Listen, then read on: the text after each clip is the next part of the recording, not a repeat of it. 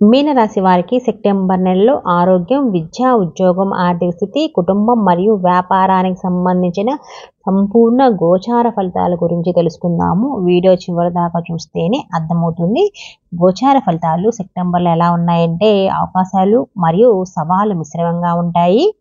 ఈ నెల మొత్తం మీ రాశిలో రాహు ఉండటం వల్ల మంచి చెడులను గుర్తించడంలో ఇబ్బందులు ఎదురవుతాయి. మీకు స్నేహం దెబ్బతినే అవకాశం కూడా ఉంది. మీ వాక్కుపై నియంత్రణ అయితే పాటించండి. కట్టుబాట్లను నిలబెట్టుకోవాలి. తప్పుడు వాగ్దానాలకు దూరంగా ఉండండి. వృత్తిపరంగా ఈ నెల స్థిరంగా కనిపిస్తుంది. ప్రయాణం వల్ల మరియు సహోద్యోగులతో సహకార ప్రయత్నాల ద్వారా ప్రయోజనాలు పొందుతారు. ఒడిదుడుకులు ఉన్నప్పటికీ వ్యాపార ప్రయత్నాలు సానుకూల అవకాశాలు అయితే కనిపిస్తున్నాయి. కుటుంబ సంబంధాల్లో కొంత ఉద్రిక్తత ఉన్నప్పటికీ క్రమశిక్షణను కొనసాగించడం మరియు పరస్పర అవగాహనను పెంపొందించడం కీలకం. ప్రేమలో ఈ నెల సానుకూల ఫలితాలు ఉన్నాయి. ఏది ఏమైనప్పటికీ వివాహిత వ్యక్తులు ప్రేమ ఉన్నప్పటికీ పరస్పర అవగాహన లోపం కారణంగా తీవ్ర గొడవలయ్యే అవకాశం ఎక్కువగా ఉంది. అకాడమిక్ సాధనలో నిమగ్నమైన విద్యార్థులు పోటీలు లేదా పరీక్షలలో విజయానికి దారితీసే అంకితమైన కృషితో మంచి ఫలితాలు అయితే వస్తాయి. ఆరోగ్యపరంగా హాని కలిగే అవకాశం ఉంది. జాగ్రత్త వహించండి. ఆర్థిక సవాళ్లు మిమ్మల్ని చుట్టుముడతాయి. పెరిగిన ఖర్చులను జాగ్రత్తగా నిర్వహించడం అవసరం మీకు.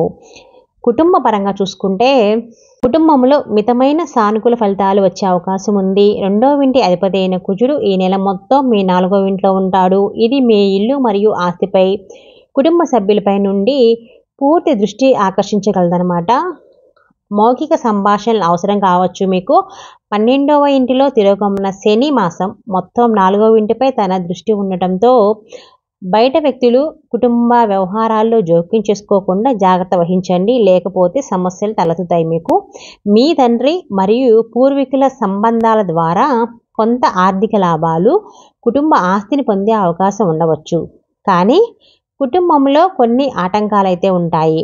4వ ఇంటికి అధిపతి అయిన బుధుడు ఈ నెలలో మొదటి 4 రోజులు 5వ ఇంట్లో, సెప్టెంబర్ 23 వరకు 6వ ఇంట్లో, చివరకు నెల చివరికి 7వ ఇంట్లో ఉంటాడు. ఈ గ్రహస్థితి నెల ప్రారంభ రోజుల్లో కుటుంబ జీవితానికి ఆనందం, శాంతిని కూడా ఉంటుంది.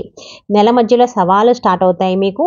తల్లి ఆరోగ్యం దెబ్బతింటుంది. కుటుంబ వివాదాలు తలెత్తవచ్చు. నెల చివరి రోజుల్లో పరిస్థితులు అనుకూలంగా మారతాయి. కుటుంబ అంతర్గత విభేదాలు తగ్గుముఖం పడతాయి. సామరస్యం పెరుగుతుంది. మాసమంతా 4వ ఇంట్లో కుజుడు ఉండటం వల్ల కుటుంబ ఆస్తికి సంబంధించిన ప్రయత్నాల్లో విజయం లభిస్తుంది. కుటుంబానికి కొత్త ఆస్తి కొనుగోలు ఆలోచింపజేస్తుంది మిమ్మల్ని. గురుడు కారణంగా తోడబుట్టువుల ప్రేమ కొనసాగుతుంది. వారి ప్రమేయం మీ వ్యాపారంలో మద్దతుగా అయితే ఉంటుంది. ఇక వృత్తి ఉద్యోగాల విషయాన్ని చూసుకుంటే స్థిరత్వానికి అవకాశం ఉంటుందండి. మీ 10వ ఇంటిని పాలించే గురుడు ఈ నెల మొత్తం 3వ ఇంట్లో ఉంటాడు. ఎక్కువ ప్రయత్నాలు చేయటం ద్వారా లాభాలు ఉంటాయి. సోమర్తనం సమస్యలకు దారితీస్తుంది. సహోద్యోగులు మీకు పనిలో సహాయం చేయటంలో కీలక పాత్ర పోషిస్తారు. మీ పని సకాలంలో పూర్తి చేయటంలో గణనీయంగా దోహదపడతారు. నెల ప్రారంభ అర్ధభాగంలో సూర్యుడు 6వ ఇంట్లో ఉండటం వల్ల సవాళ్లను అధిగమించే సామర్థ్యాన్ని పెంపొందించుకొని వృత్తిపరమైన విషయాల్లో విజయాన్ని సాధించగలరు. ఈ నెల చివరి భాగంలో సెప్టెంబర్ 16న సూర్యుడు 7వ ఇంటికి వెళ్ళి కేతువుతో పాటు సంచారం చేస్తాడు. కుజ గురు గ్రహ దృష్టి ఉండటం వల్ల వృత్తిపరమైన పురోగతికి అవకాశం ఏర్పడవచ్చు. మీ పని నాణ్యతను పెంచడానికి నిరంతర ప్రయత్నాలు అయితే చాలా అవసరము. ఇక వ్యాపార విషయానికి చూసుకుంటే రాశి వారికి సెప్టెంబర్ నెలలో వ్యాపార పరంగా పరిశీలిస్తే వ్యాపారంలో ఉన్న వారికి సవాళ్లు ఉన్నప్పటికీ ఈ నెలలో లాభదాయకత ఉంది. 7వ ఇంటి పాలకుడు శుక్రుడు 7వ ఇంట్లో కేతువు సంచారం చేస్తాడు.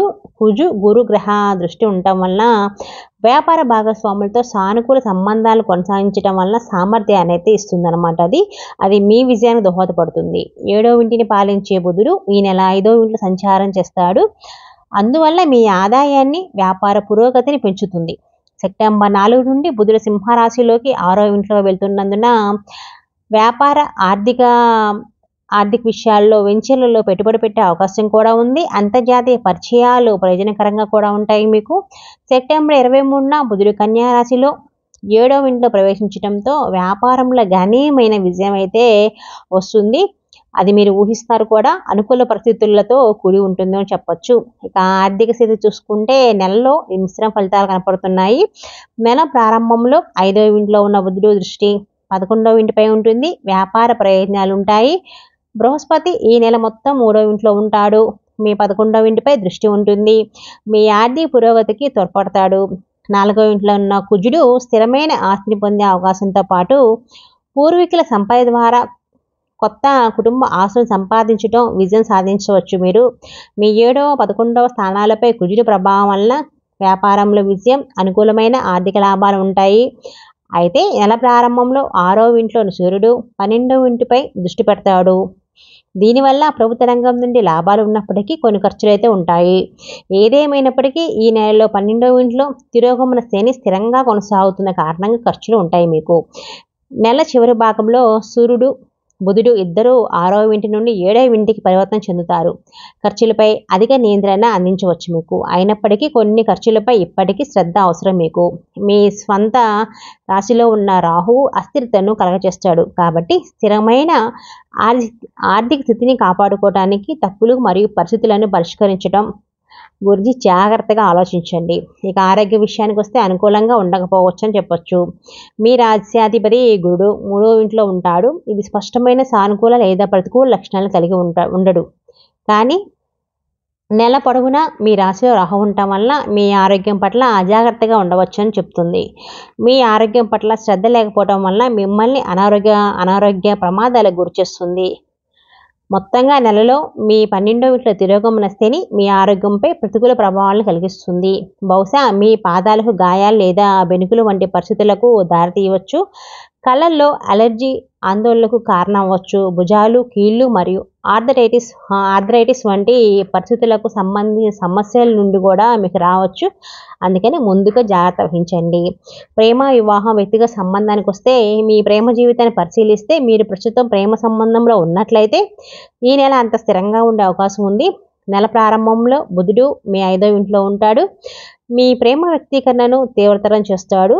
మీ ప్రేమను బహిరంగంగా తెలియజేయడానికి మిమ్మల్ని అనుమతిస్తుంది.